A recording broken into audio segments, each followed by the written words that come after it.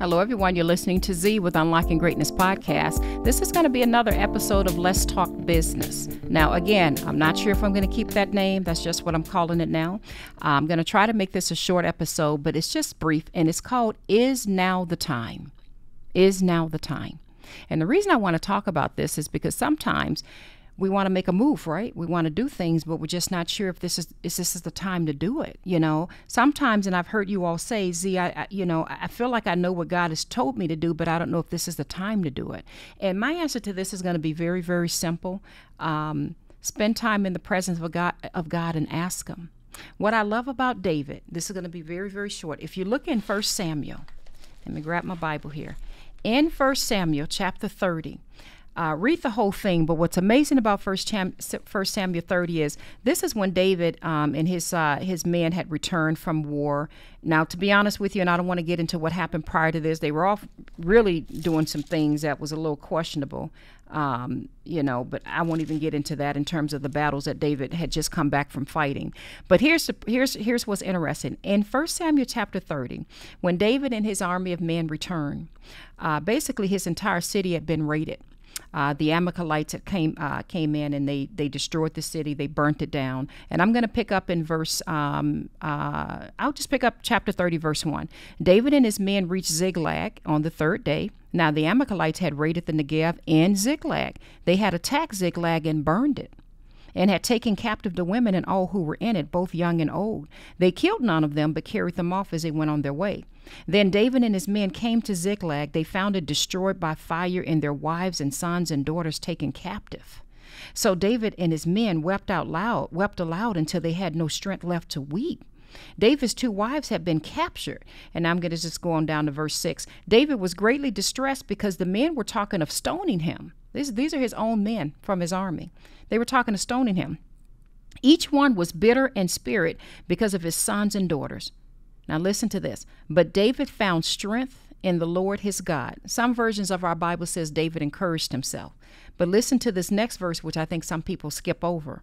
Then David said to Abiathar the priest, the son of, I don't even know how to pronounce this, Ahimelech, bring me the ephod. Abiathar brought it to him, and here it is in verse 8. And David inquired of the Lord, shall I pursue this raiding party? Will I overtake them? Pursue them, he answered. You will certainly overtake them and succeed in the rescue. David and the 600 men with him came to the Besor ravine where they stayed behind. And then it just goes on to talk about 200 men stayed behind and the other 400 or so went ahead with David. I'm going to save you all the details, but they found their families. They took out all of the people that basically came against them, and they rescued their wives and children and all of them and brought them back home. What I love about this passage, and you already know where I'm going to go to, is where it says David inquired of the Lord. David said, this is what's interesting. Shall I pursue the raiding party? Will I overtake them? He says, will I overtake? In other words, God, is this something you want me to do? Am I going to be successful in this? Is this battle mine? Do you want me to go out and fight it? That's such a nice little hidden gem. You know, you guys know when I read the Bible, I try to find these little hidden gems. That's such a beautiful hidden gem of David inquiring of God before he set out to do something. So sometimes when we're thinking about the next business opportunity or the next investment or whatever it is we want to do, not sometimes, all the time, I strongly advise you sit down in the presence of God and you ask Him, is this mine? Have you any idea how many times I do that in my business ventures?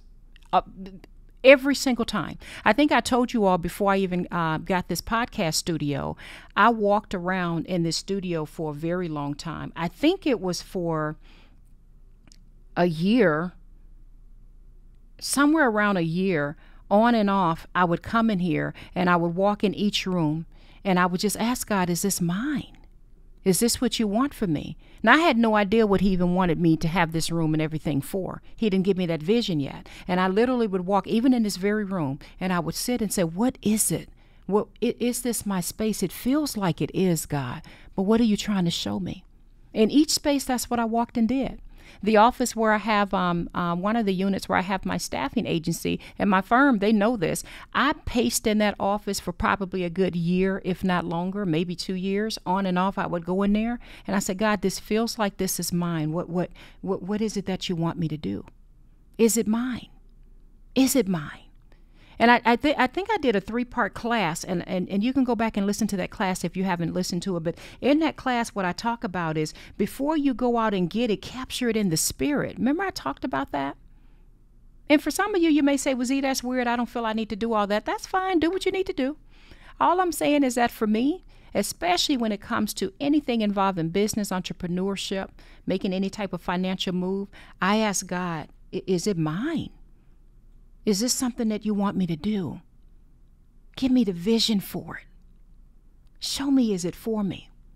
And that way, when you step out and do it, no devil in hell is going to be able to stop you.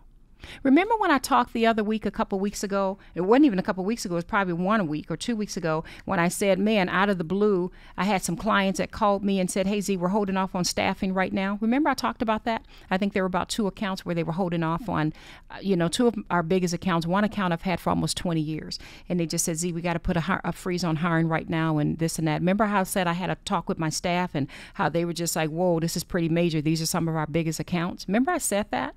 Remember I talked to you about the calmness that I felt in that? Because I know the God that I serve. Well, God is the one that directed me and whispered in my ear, I want you to start your staffing agency. I want you to do this. Here's the building I want you to go into. That's spending time with him. So I don't have to sit and stress and worry about, is it mine, when God has already shown it to me. And in just this little bit of time, it's not even been a week or two. And this is my testimony. This is part me talking to you, part testimony. God has already breathed. He has already turned around, because I put it before God and said, God, the mantle of favor is upon my life by your grace. May your favor rest on me with all men. Everywhere I go, everywhere my voice is heard, everything that I set my hands to do, may your favor rest on me. May your mantle of favor always go before me. My name is spoken in rooms. My name is spoken amongst the CEOs and amongst the executives, amongst those of high influence. And literally, that's just how I pray. And I breathe out into the air, Lord, whatever you have for me, let it be. Any spirit, anything that's trying to hold up the blessings that you have for me, Father, I ask that you remove, that you allow your blessings to come down upon me and your favor to be on me and your favor to be on my company. Release for me in the heavens what you have for me, Father. Release for me in the spirit what's mine.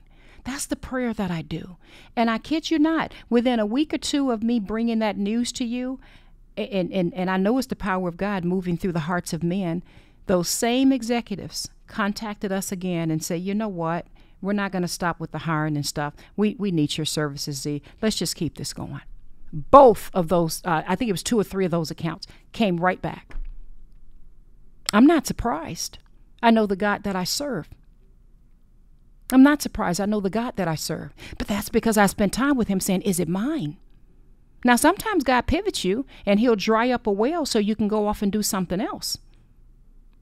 But you get where I'm coming from. So if you're wondering, is now the time? What I say to you is spend that time, excuse me, spend that time in the presence of God and capture in the spirit, God, is it mine?